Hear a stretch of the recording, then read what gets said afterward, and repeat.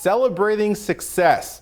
We live in a society that's quick to debate ideas and trade jabs, but sometimes we just need to pause and remember to celebrate the success of those around us. Tonight, we'll be joined by two remarkable young leaders who are blazing their own paths. We'll talk about their journeys, how they got to where they are today, and what the future holds for both of them. We'll be joined by Reilly McGinnis and Wyatt Henseler later on tonight as we talk about their journeys in this special Community in Focus episode. I'm Chen, and this is Face the Issues.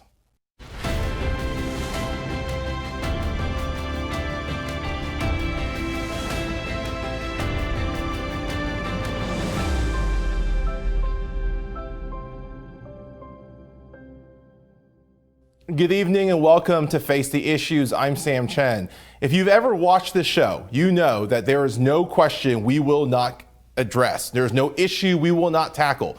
We will have the debates, we will ask the hard questions, we will get at the truth.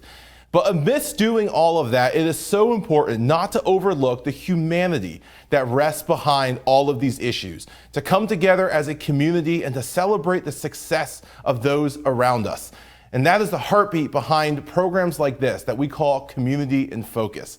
And we begin tonight by traveling to the United States Military Academy in West Point and sitting down with Cadet Reilly McGinnis. Reilly, welcome to Face the Issues. Before we even start anywhere, thank you for your service to this nation.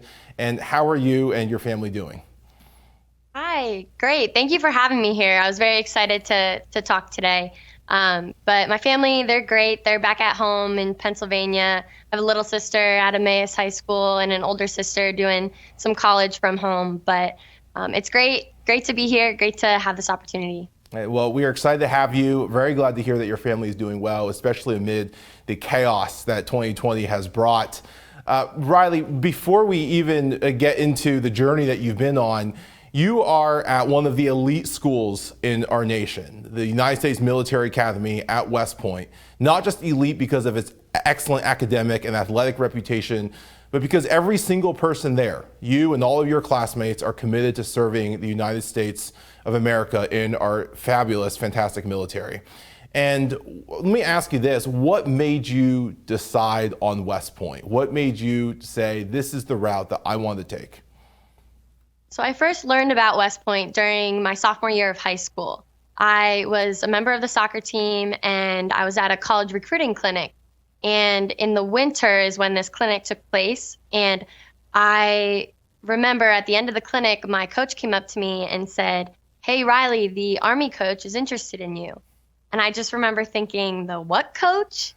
And shortly after, he told me all about West Point, and I got on the phone, talked to the coach, learned a little bit more about it. At first, I was very hesitant because I'm not from a military family whatsoever, and I just had never thought about joining the military. And I ended up going to a soccer camp for a week, and then what really sold me, though, was when I did an overnight visit and got to live the life of a cadet for 2 whole days. I got to go to the mess hall, got to go sit in classes and just interact with the cadets and the staff and the faculty. And I really just fell in love for how welcoming everyone was and how everyone was so personable and truly did care about each and every other person's character development and leadership development as a whole. That is such a great way of looking at what you're doing, where you are. If West Point is smart, they will take that clip and put it on the advertisement for their school. You talked about this camp you went to where you got to be a cadet, and you've been a cadet now for several years at West Point. For those of us who haven't been there, for those of us who haven't lived that life, what is a day in the life of a cadet like? The day in the life of a cadet is definitely a lot different than the day in the life of your typical college student. So this year it's a little different because things have altered to account for some social distancing and coronavirus measures. However, typically I would wake up a little before 6 a.m., go to breakfast. We have formation, which is an accountability formation in the morning where all the cadets come out. You make sure everyone's there, everyone's ready for the day. Then we go to class. And we have class in the morning, and then it goes into our lunch period. Everyone sits in what's called the mess hall. We all get to sit there and eat together, which is a great break in the day. Then typically after lunch, we have some sort of military development or character development training within our cadet companies with the group of people that we live and train with. And then in the afternoon, we finish up with some classes. Going in around 4:30, we have typically time for athletics, whether you're on an NCAA team, you're on a club team, or you're just on an intramural team. Every cadet's an athlete, so everyone gets to participate in some sort of a sport. And then after that, we have dinner, and then evening study period, which is where you prep for the next day of academics. So it's a very regimented schedule, to your point, certainly not like what we often see at college campuses, at other college campuses. Reilly, you were recently named first captain. You are the brigade commander of the over 4,000 cadets at West Point, and you are only the 6th female to be named first captain in the military academy's history. First of all, congratulations. That is a remarkable honor. You certainly make your home state and your hometown very proud. What does that mean to you to be serving as first captain? It is truly humbling and such an honor. I wasn't expecting it when I first came to West Point whatsoever. I mean, I just came with the mentality of how can I best develop myself originally, but then it turned into how can I best develop those around me. And I've always been a hard worker, but really I attribute this recognition to everyone who's supported me and mentored me along the way. And now just using this position as a leadership platform to help lead all of the cadets here at West Point in what is arguably one of the toughest years that the Academy has had in a long time. Yeah, you're certainly stepping into this role in a very different and difficult time. Reilly, you played soccer at West Point, as you mentioned before sustaining an injury. What has that journey been like? I mean, certainly cadets are familiar with difficulty, familiar with challenges and hardship. And you've probably more than others. From an injury as a Division I varsity athlete and that journey to now being first captain, what has that journey been like for you and what have you taken away from it? So I've been playing soccer since I was 3 years old, and I have absolutely loved it ever since, which is why I ended up continuing to play all the way through college. And yes, soccer is what ultimately led me to find West Point. And I fell in love with the soccer team and the atmosphere and the coaches and really the leadership opportunities that it gave me throughout my childhood, throughout my high school career, and then getting to have that escape at West Point. And when I came in my plebe year, which is what we call freshman, you're typically the low man on the totem pole at West Point. But when you're on a team, everyone's treated as equal, and you all get the opportunity to step up and lead when you're out on the field. So I had a unique experience getting to do things like that and having those opportunities to lead my peers, lead the upperclassmen. So soccer always has done nothing but prepare me for my career as a cadet, but ultimately as an Army officer. And then last year when I had an injury, it was devastating because everyone always wants to be out there playing. And then I had to make a tough decision and ultimately decided to step away for this last year in order to make sure that I was healthy and fit and all ready to commission and lead my future platoon and my future soldiers. And in hindsight, it has been a blessing in disguise that it happened because it taught me how to be resilient. It taught me that West Point is a lot more than just about the soccer team, and that there are leadership opportunities outside of the soccer field, because it has led me into the path of getting to have an incredible leadership position this past summer, working on the summer detail that I got to do. And now ultimately as first captain, I take over all of the leadership traits and lessons that I learned from soccer and just applying it to this new team that I'm now on. Yeah. And Reilly, let me ask you this, as you're a senior now in your last year, what's next for you? I mean, obviously military service, but when you look to your future, what are your hopes and dreams that you are now chasing and pursuing? So we get to select a branch and a post. We get to put our preferences in our senior year. Next week is actually branch week, where we get to talk to all of the different Army branches that we have the opportunity to select from. And I have not yet made up my mind. I'm keeping an open mind. And ultimately, I know I'll be happy wherever I end up. So I'm not exactly sure which one I'll pursue. I've been looking into military intelligence and engineers a lot, but no, sir, I don't know exactly, but I'm looking forward to it next week. And to a middle school or high school student who might be watching this and where you were some years ago and saying, that's interesting, I might be interested in pursuing one of the academies. What advice do you have to give to them? I mean, it's a very, very rigorous process that includes a congressional nomination. What advice would you give to students watching this and saying, I would love to follow in her footsteps and pursue an education and a career in the military? So the application process definitely is rigorous and it's a lot of work, but every single second is so worth it. I learned a lot about myself just writing those essays, talking to congressmen in those interviews, and just meeting more people, that I felt so much more confident in myself and in my future moving forward, and developed some great skills. But even for those watching this thinking, oh, I never thought that I would be in the military, or that's not for me, that's exactly how I felt when my coach first said, hey, Riley, you should look at West Point. I didn't even know what West Point was. But I think that more people should, male or female, look into the opportunities that the academies have to offer, because it's not only an incredible education and a great opportunity to serve your nation, but also the life skills that you learn. You get tested in ways you never thought you would, and the relationships that you build are incredible. I feel like I have 40 brothers, and I'm from a family of all girls, and being able to say that I have people around me that are really like a family to me, is something that I don't think you get anywhere other than West Point. So I would definitely say, even if you don't think that it would be for you, try it, because you might just be surprised. And Riley, what I have absolutely admired about this interview time and your answers is it truly reflects, I think, the heart of a leader. And everything you've talked about has been about those around you, about overcoming the challenges that you have faced. Even when we talk about your successes, it has been reflective on the journey and about those who've gotten you there and how you can in turn serve them. And in every walk of life, that's what defines a leader. And so certainly congratulations to you. And West Point is very lucky to have you. And we are very, very much looking forward to what the future brings for you.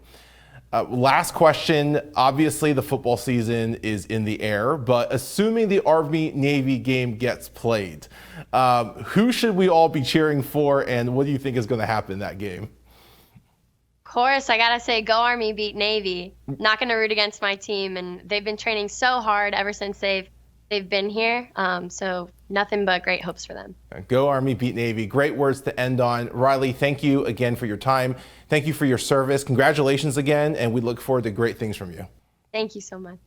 When we come back, we'll be sitting down with Wyatt Henseler, recent high school graduate, talking about his recent success and the journey to get there. So don't go away. We'll be right back. Welcome back to Face the Issues. As we continue this conversation about celebrating success, we now travel to the Lehigh Valley and to the Emmaus High School senior, recent Emmaus High School graduate, Wyatt Henseler, who played baseball for Emmaus High School, lost his senior season before coming back to become MVP of the recent Lehigh Valley Baseball Tournament. Wyatt, welcome to Face the Issues. Thank you so much for joining us. Yeah, thank you so much for having me, Sam. It's good to have you here. And first, congratulations on graduating and becoming a high school grad. Congratulations on Penn, which is where you're heading here in the fall, and also on being named MVP. That's quite the trifecta in one summer. Yeah, I appreciate it. Yeah. Wyatt, let me ask you this. You've played baseball pretty much your entire life, and you know, you're an excellent baseball player, and that's something across the board that your teammates, your coaches, your opponents have said about you. You are playing Division I baseball coming up next few years. And then 2020 rolls around. It's your senior year. This is supposed to be the season you go out with a bang, and COVID-19 hits, and you lose your senior season. Talk to me first about that moment. How did you guys and your teammates, how did you guys find out that the season was ultimately lost? Yeah, so we were at practice and we were hearing rumors of it, like of COVID hitting Bucks County and maybe having one case in Northampton. And we were practicing, we were going through tryouts like there was no big deal. We thought it was more of a distant thing that wasn't really going to be affecting us. But one of the last days of tryouts and leading into one of our first scrimmages in a few days, our coach pulls us aside and is like, look, you guys got to be prepared for something, some postponements possibly, but right now we're just going to go ahead, keep practicing. This is at the beginning of practice. So we go start warming up, and within 5 to 10 minutes of us warming up, coach calls us back and sit on the bleachers, and he's like, guys, I'm sorry. We're going to be postponed for 2 weeks, and hopefully that'll just give some more clarity to what we can do, and hopefully we have the best chance of playing because of that break. And then eventually that 2 weeks went by. Probably 10 days into that, we got a call saying everything was canceled for the spring, and that was pretty devastating. And ultimately, everyone just had to accept it and move on. So we tried to handle it as best we can, but it was just very disappointing news. And like I said, we thought it was far-fetched and it wasn't going to be hitting us. So it was pretty shocking. I think it took so many of us by surprise. What was that like for you? What was that processing period like for you to realize your senior season was gone? And this is not an NCAA thing where you can get eligibility back. You're graduating, you are going to your college, here in the fall. What was that processing period like for you? Yeah, I mean, you can't replace your senior season. I think as a freshman coming in, I was extremely lucky and blessed and thankful that I got a lot of time. I was able to play every game since my freshman year, but no senior season. It's not going to ever compare to a senior season. So like you said, it was extremely devastating, and ultimately I had to try to move on and look ahead to Penn in the fall and just trying to stay as prepared as I can, because coaches have high expectations for us to come in ready to go right away, and obviously goals of playing as early as I can. So I was able to flip the switch. I took some time to just process everything, and just talking with my parents. I mean, I knew there was nothing I could do besides just accept that. Look, I had a great couple of years, and like you said, there's just no going back, and that was the saddest part, and especially all the memories and relationships you build with the coaches and players. So that was the hardest part. So yeah, like you said, it was just it took a while to process it and just consider the fact that those were going to be my last games was during the playoffs last year as a junior, and to me, I was comfortable with that, but I had a lot of goals going into the senior season of Sure. District championship, MVP, stuff like that. So it was pretty disappointing. Yeah, I can understand. And I'm glad you took the time because that processing is so important. And then, of course, in the summer, there began rumors of possibly a Lehigh Valley Baseball Tournament forming, and it does form. What was it like to get to play again unexpectedly, but to get to be back with your teammates and get one last shot at playing baseball together? Yeah, so first off, we got a Zoom call, and we're like, why are we having a Zoom call for a team that's done? We're never going to be playing with each other again. And coach is just like, we're all just talking, hanging out, like just good to be talking with each other again since we haven't seen each other in about a month, and we're about a month into quarantine. No one's leaving their houses. And he's like, look, guys, I have some good news, but I don't want to get your hopes up that there's talk about a tournament. So right away, I was extremely excited with everyone else, but I think a lot of people were just banking on it. And personally, I was trying to be a little hesitant so I didn't get my hopes up. But the fact that we were able to get it and have it was unbelievable. And I couldn't have asked for a better end to my senior year because we just made the most of it. And obviously, it can't replace a senior season. Sure. But that was as close as we could have gotten to, and especially being able to come home with a trophy and being the first place out of the entire Lehigh Valley, not just the East Penn Conference that we usually play in. So that was pretty special. And so you do win the championship, to cap off your high school career. But not only that, you were named MVP of the tournament. Walk me through that tournament. What was it like, getting to play again, and what the competition? You guys end up playing Parkland, your arch rival for the championship game, and you win. You are named MVP. What was that moment like, having lost your season and now being named MVP of this tournament and winning it all? Yeah, and personally, the personal accolades are awesome, but being able to beat Parkland and finally win a championship was obviously the most important part to me. So every year, freshman year, sophomore year, and junior year, we got a taste of the playoffs, got a taste of semifinal baseball, and it was disappointing that we never got it done. And to be able to get this done was incredible. Like I said, there was 32 teams, and usually there's only like 10 in a district championship. So to be able to roll through 32, obviously we didn't play all 32 teams, but to be at the top of those 32 teams was pretty special. And being MVP was awesome. But like I was saying to some other guys last week, there were so many other people just as deserving from other teams, and from our team, we had so many guys that played crucial roles. So I couldn't have done it without the rest of my team and my coaches. Spoken like a true leader. Wyatt, let me ask you this. You guys played that championship game in Coca-Cola Park. Was that the first time you played in Coca-Cola Park? That was actually like one of the sixth. It might have been the sixth or seventh time I played there. So every year, it's just a special every time we come back. Don't get me wrong, but so we play one game every year. All high school teams in the area. Coca-Cola Park lets all of us play a game there every year. So it's always one of the most anticipated games of the year. And so I played one every year, and then we had some playoff games there last year. Last year was actually crazy. We had so much weather that we warmed up on the field 3 times before we ended up actually playing a game there. We got a lot of time there. And this year we obviously got 2 more games in there. So that was really special. And you can't ask for a better atmosphere there. Sure.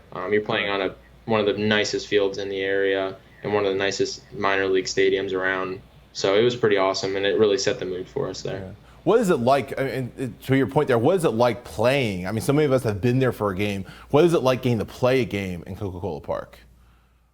Yeah, it's amazing. I mean, it's a totally different feel for it, actually. I mean, obviously you get pristine grass and dirt, so you really can't there's not a lot of possibility for mistakes if you play it right, because you're not going to get like a bad hop or anything like that in the infield, or the outfield's going to read really true. But one of our center fielder actually said in an interview a few weeks ago, it's just when you're out there and you're looking up and you see the stands all behind you and everything, you're just in awe of how awesome this is, and you don't get these opportunities often. So everyone just being on the field, warming up, even if you're not getting in the game, everyone still thought it was an extremely special moment just being out there.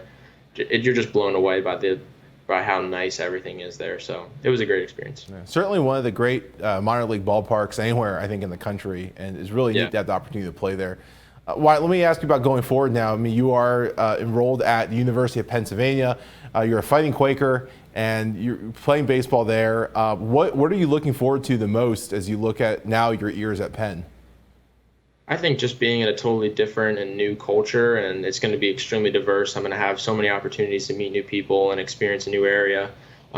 Personally, like going to school, I didn't want to be far, but I wanted to experience a new area, a place that I probably won't live after college. So I thought I love the city. I like Philly. Obviously, I'm a New York City guy at heart, but Philly's pretty awesome, and I've gotten to spend a lot of time there already. And it's an awesome experience to be out there. And it's just, I'm really excited. Obviously, I'm extremely disappointed. I made my decision about 2 years ago that I was going to be coming here, so the anticipation was really building up. And the fact that a week or 2 prior to leaving, I was supposed to leave this past Wednesday, actually, and when that was taken away, that was pretty discouraging. But my parents are doing a great job of trying to make it the best experience for me possible here at home. And just to sum it up, I'm mostly looking forward to just the experience and being able to be in a different culture with a lot of different people. And because Penn draws from such a wide range, like my roommate's from California, and there's not a lot of places you can experience where you're meeting all these different internationals and people from all parts of the country. So that's what I'm looking forward to the most. Right, there are so many people who are in the same boat you are, and they lost seasons. They've struggled through online school. They're now in college, or maybe they're back in high school and they're in the hybrid program, or things are not the way we expected them to be. And certainly, initially at the 2 weeks, we thought we'll come back to normalcy eventually, and yet here we are, in September, and we're still looking at things that are disrupted. When you look at your experience and everything you've learned and grown through your senior season and now into your freshman year at Penn, what advice do you give to others who are struggling through similar situations? I think just being optimistic but skeptical at the same time is important. I think obviously there's a lot of talk of like, oh, this is going to happen, this isn't going to happen. It's almost like things have just always switched last minute, that if you bank on something and get your hopes up, that's the worst thing you can do for yourself. So personally, I've been open-minded. I've been living in the moment, just trying to make the most of my situations, getting more time at home try not to look at that as a bad thing, because down the line, you're going to be happy you were able to spend more time with your family and invest in the people you're around just in that moment, and not try to look ahead too much, because as much as these are crazy times, you have to appreciate certain things, like not being able to see people all the time, or wearing a mask out in public, or something like that, simple as that. So I think just trying to take it all in and being, cautious at the same time, that just because you might not be infected by the virus doesn't mean you can't spread it to someone else that might be dangerously affected by it. So I think just living in the moment, being cautious, and also just taking the time to reflect on the little things that matter and that we miss. So, and then I think we'll appreciate it more once we get it back and when we're in a normal time. That's such great advice.